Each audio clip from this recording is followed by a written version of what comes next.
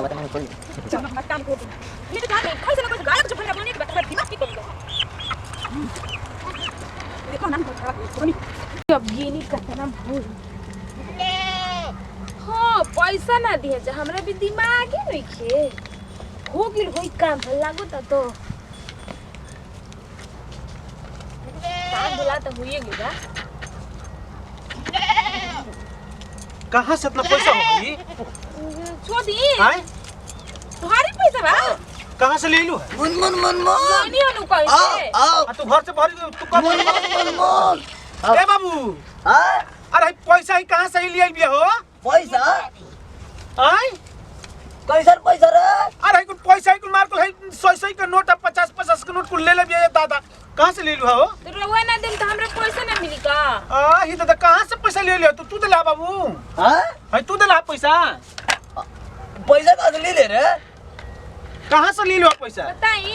माने ढेर तारा भूत सवार बटुए गायक बन के ही दादा बताइबू कि कहां से ले लू हां ए भैया पर 100 नोट को ले रे खिसिया ना नो का भइल तू कहां से ले लू पैसा हमरे गायक बने के बाद हम चांदा मांग के लेनी चांदा तो सिल ली हूं अरे चंदा मांग के ले ले आई ओ बापा ई कौन सी के चंदा गायक बने खती हो हां कोनी ना की गायक अरे जाए दादा एकदम ही खत्म दिया है दादा साथ बहुत कहवे सार कहवे की अरे तू का कह के ले लू है दादा आय का कह के ले लू है कहता नहीं पैसा ही रुक रे हां का कह के ले लू है बताई हां कोनी हो ना हां कि हमर बाबू के बोला बोला बोला आगा बोला बाबू के दिल में हां होल हो गया बा ये दादा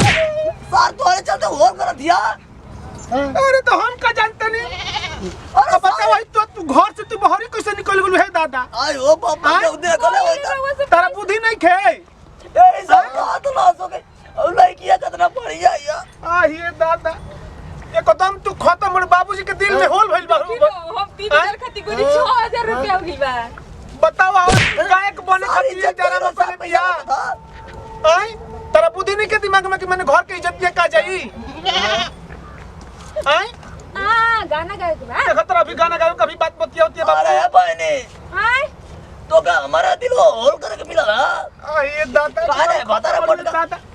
मोटका काहे होल कर दिया रे मोटका का बैठी हां बैठो कैसे ही बतिया आए दे घर बंद मर पड़े सुनी ना बाबूजी ये पर खटियो बैठले ऊपर खड़ा है भाई बताओ ही हाथ ना पैसा हमनी के मांगब जता ना मिली कहीं नहीं करा कैसे मिल गल के दादा हमरो कैसे ना मिलत रे उधर भी रे दिमाग में नु उधर अरे मैं गिरनी रे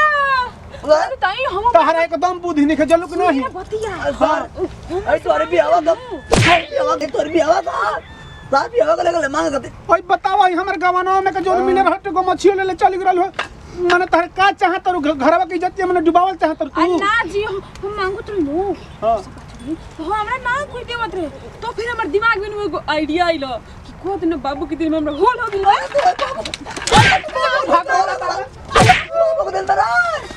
भैया ये तो होला भला नहीं के भाई बाबू होल तार नहीं के बनम नहीं कहां कहत अरे अरे ओकरा आई हो तू सा बाप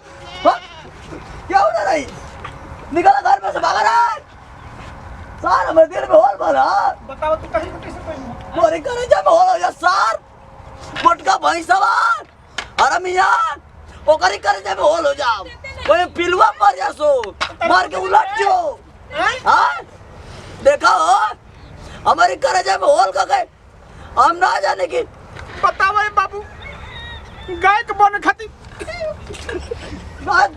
आवाज कमरिया तू खाता है राजा अब दादी हो बनी अब पैर बता दे पर चार पैर दबा दे तुरंत दे पूछता ना होगा भाई कमरिया दुखाता तो हम नटैया दुखाए लगी एक ही पास में भागा ये सर बाबूजी अरे भाग रहा है बड़ा मलाई खा ले बुढ़िया खा ले लपसी मारे रे गुमावा लिया रे भैया कटका रे बंदूक रे बंदूक हां बंदूक बंदूक आ रहा बंदूक बंदूक ले रहा बंदूक लिया ये बंदूक रहा ये बंदूक अरे रहता हो अरे जाए तो है बाबू अरे जाए तो हो आई हो तो देखा चश्मा रहा चश्मा रहा सर बाहर से भोग मुआ दे चल भाग जो निकल निकल निकल निकल निकल क्या हो रहा है मेरे घर में आए हो पापा हमारे करेजा में होल कर गए हम ना चल लिया कि गायक बने खाते हरामिया कुछ के उसे कही हाँ तेरी मेरी तेरी मेरी अब तोरी माई का तेरी मेरी करी रे अब तो मेरे करेजा में होल कर थे ना बाबूजी हम गायक बनो पैसा बटोर ले ले भाई तो के गायक राई तो के बैंड पार्टी में भी ना भेजब हम तू गायक बन था हाँ तो बैंड पार्टियों लाग ना हो गइलो तो हमारे बाबू के दिलों में हो लगल हरमियो उड़ जाओ निया मोटकी भैंसिया उलट के मार जाओ तो खानदान साफ हो जाओ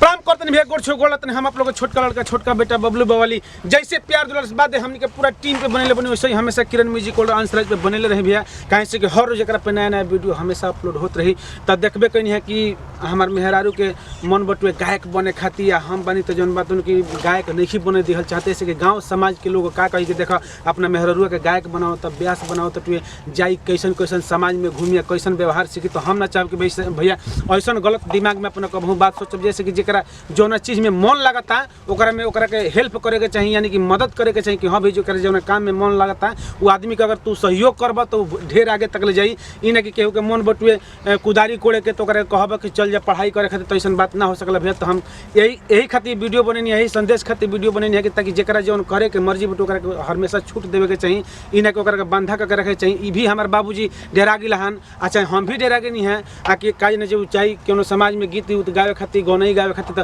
कैसन व्यवहार सीखे तो मन में केहू के भी मन में ही होला बाकी ऐसा गलत काम अपना दिमाग में ना डाले के चाहिए कि जरा जौन काम में मन लगेला ओकरा के बढ़ावा देवे के चाहिए अगर हम ज़्यादा कुछ कह लेब तो अपन नाती पोता बेटा समझ के माफ करब जा इतने से दी जाए विदाई फिर से अगले वीडियो में मिलल जाई जय हिंद जय भारत।